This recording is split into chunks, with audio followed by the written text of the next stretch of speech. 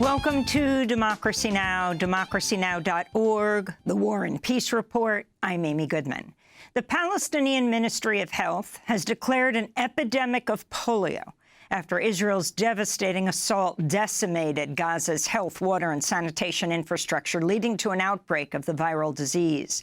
On Monday, health officials called on Israel to immediately halt its offensive in order to combat the spread of polio by restoring access to potable water, personal hygiene, sewage networks, and waste collection.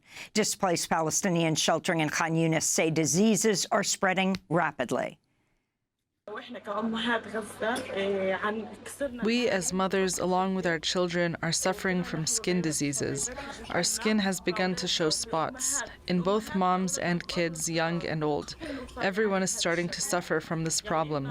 We have been struggling with a lack of cleaning supplies for a while, like shampoo, soap, sponges, chlorine. We are living in tents, in sand, among insects, lacking in hygiene. Dropsite News reports video posted online by an Israeli soldier shows the calculated demolition of a chief water facility in Rafah. In 2003, the U.S. human rights activist Rachel Corrie spent much of her time during the last month of her life helping to protect the water facility, also known as the Canada Well. Rachel Corrie was crushed to death by an Israeli military bulldozer later that year while nonviolently defending a Gaza home from demolition. In Israel, a group of far-right protesters, including at least one member of the Knesset, broke into 2 Israeli military bases Monday in an effort to prevent Israeli military police from detaining 9 soldiers suspected of torturing Palestinian prisoners. The 9 soldiers are reportedly being investigated for gang raping a Palestinian prisoner at Sidi Tayman, a facility where prisoners from Gaza say they've been routinely beaten and tortured.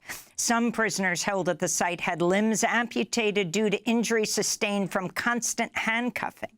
The protesters who stormed the military bases on Monday included far-right Knesset member Zvi Suko, who is a member of the far-right finance minister Bezalel Smotrich's party.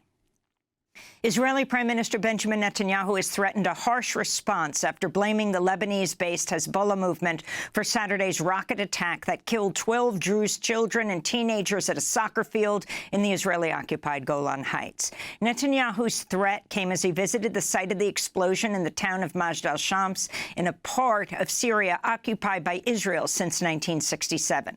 Hezbollah has denied involvement in the attack. As Netanyahu spoke, a crowd of Druze protesters gathered chanting, "Bibi is a murderer," holding up signs calling the Israeli leader a war criminal. He is an unwelcome person in our place. He is a liar and corrupt. He is coming to use the bodies of our children to be on TV. We will not allow this to happen. In Venezuela, anti-government protests erupted Monday after Nicolas Maduro was declared the winner of Sunday's election. Venezuela's National Electoral Council said Maduro won 51% of the vote, defeating the opposition candidate Edmundo Gonzalez. But opposition leader Maria Corina Machado claims she has proof of fraud. At this moment, I am very excited to tell everyone that we have 73.20% of the voting tallies. And with this result, our president-elect is Edmundo González Urrutia. Maduro and election observers accuse the opposition of attempting to stage a coup. Venezuela's Attorney General accused Machado of attempting to hack election systems, saying the alleged cyber attack delayed reporting on vote tallies.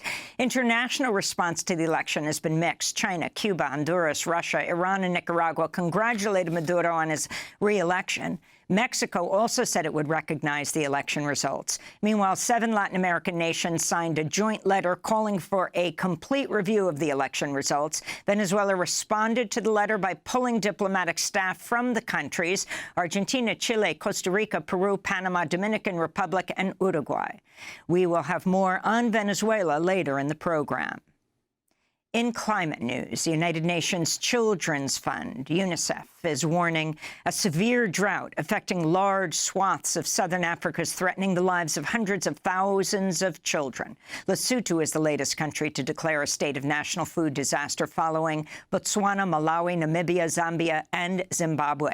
UNICEF warns more than 270,000 children across the region are expected to suffer from life-threatening severe acute malnutrition this year, which is on track to break last year's record as the hottest year in human history. In southern India, landslides triggered by torrential rains have killed 70 people, with dozens more trapped under debris. Climate scientists say climate change has caused India's monsoon rainfall patterns to become more erratic. In Northern California, the Park Fire has exploded in size to become the 6th largest wildfire in state history. By Monday, the fire had consumed more than 370,000 acres across Butte and Tehama counties, an area nearly half the size of Rhode Island. Thousands of residents have been forced to evacuate their homes, including the entire town of Paradise, which was almost completely consumed by a massive wildfire in 2018. On Capitol Hill, police arrested 8 climate activists with the youth-led Sunrise Movement Monday as they staged a sit-in protest outside the office of Ohio Republican Senator J.D. Vance. The group was highlighting the Republican vice presidential nominee's close ties to the fossil fuel industry. Some of the protesters spoke as they were led away in plastic handcuffs by Capitol Police. J.D. Vance, fight for working people. J.D. Vance doesn't fight for young people. I'm fighting for my generation. J.D. Vance is not for the working class. He is a big oil sellout, and he is putting people who work out in the heat at risk. J.D. Vance is selling out to oil billionaires while California burns to the ground. People I love are at stake. My future is at stake, and J.D. Vance does absolutely nothing. He's taking millions of dollars from the fossil fuel industry. Our families are not for sale. Our families are not for sale. According to the campaign finance watchdog Open Secrets, Senator J.D. Vance is among the top 20 U.S. lawmakers receiving oil and gas industry contributions. On Monday, the Sunrise Movement also staged protests outside the Democratic National Committee, calling out Vice President Kamala Harris's climate policies.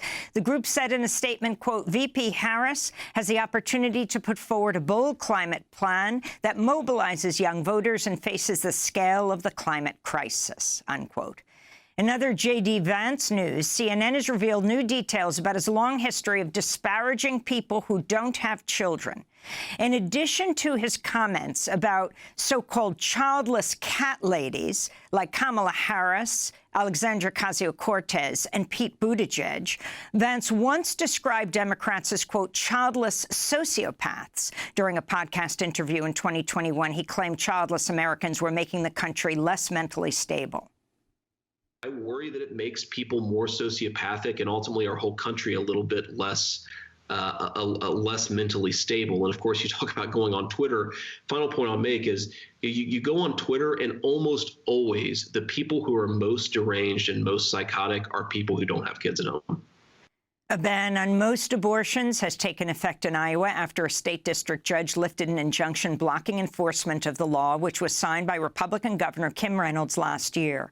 On the campaign trail, Vice President Kamala Harris warned the new law adds to a growing reproductive health care crisis. Today, Iowa put in place a Trump abortion ban, which makes Iowa the 22nd state in our country to have a Trump abortion ban. And this ban is going to take effect before many women even know they're pregnant. And what this means is that 1 in 3 women of reproductive age in America lives in a state with a Trump abortion ban. So what we need to do is vote, because I'm going to tell you something. When I am president of the United States, I will sign into law the protections for reproductive freedom. On Monday, presidential candidate Kamala Harris also endorsed President Biden's plan to reform the U.S. Supreme Court that calls for term limits, an ethics code, and an end to presidential immunity. We'll have more on the story after headlines. In Illinois, a local sheriff has publicly apologized after one of his deputies fatally shot Sonia Massey in her own kitchen after she called 911 for help July 6. Sangamon County Sheriff Jack Campbell rejected calls to resign, but did apologize during a public meeting in Springfield, Illinois, Monday. I'm sorry. She called for help, and we failed her. That's all she did. That's all she did was call for help. And I'm going to say something right now that I've never said in my career before, that we failed. We did not do our jobs. And the only person ever convicted over the notorious My Lai massacre of 1968 has died at the age of 80. Army Lieutenant William Cali was convicted in 1971 of murdering 22 North Vietnamese civilians and sentenced to life imprisonment and hard labor at Fort Leavenworth Prison for his role in the massacre when U.S. soldiers killed more than 500 Vietnamese women, children, and old men. Cali ultimately served just 3 years under house arrest for the murders. His sentence was commuted by President Reagan. In 2009, Cali issued a public apology for the massacre. That year, I spoke about Cali's role at My Lai with investigative reporter Seymour Hersh, who first broke the story. They all got up at 3 or 4 in the morning, jumped on choppers, and went to kill and be killed. You have to give them their due. And they got into the village, and there's no soldiers there. The intelligence was bad, as it always is. And they gathered people. There was no fire at all, really, just old women, men, and children making their, heating up water for their morning rice.